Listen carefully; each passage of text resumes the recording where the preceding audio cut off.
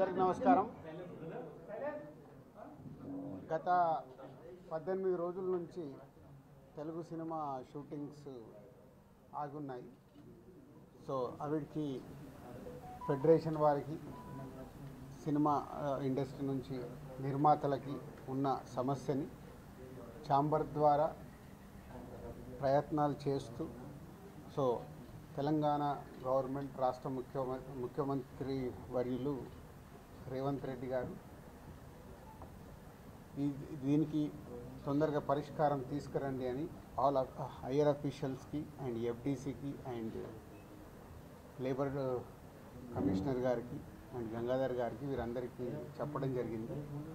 So దానికి ఈరోజు అటు ఫెడరేషన్ వారు, ఇటు ఛాంబర్ నుంచి, ఇటు ఎఫ్డీసీ ద్వారా ఈరోజు దానికి కన్క్లూజ్ చేయడం జరిగింది. సో దానికి సంబంధించినవన్నీ గంగాధర్ గారు ఎక్స్ప్లెయిన్ చేస్తారు.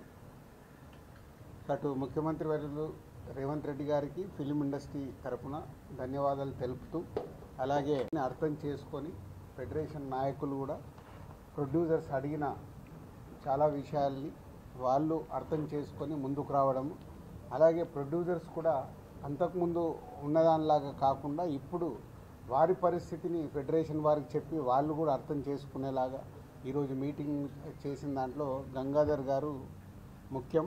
Thank you sir. అటు ఫెడరేషన్ తరఫున, ఇటు ఫిలిం ఇండస్ట్రీ తరఫున మీకు ధన్యవాదాలు చెప్తున్నాం. సో సినిమా ఇండస్ట్రీలో ఎప్పుడు హెల్తీగా హైదరాబాద్లో ఇండియన్ ఫిలిం ఇండస్ట్రీ మొత్తం హైదరాబాద్లో షూటింగ్స్ చేసుకునేలాగా ఉండాలనేది సీఎం రేవంత్ రెడ్డి గారి ఫ్యూచర్కు సంబంధించిన విజన్ అది.